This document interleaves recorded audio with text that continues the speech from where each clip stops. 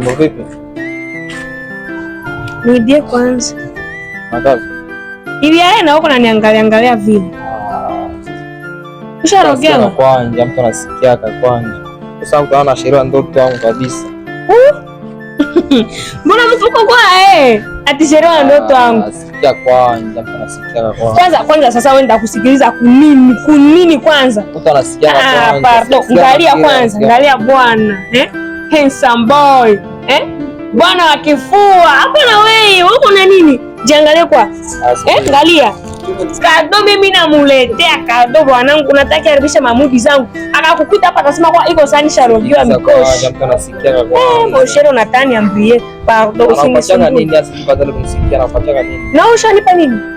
Sasa bwana pia basi sawa, niheshimie nikuheshimie, toka.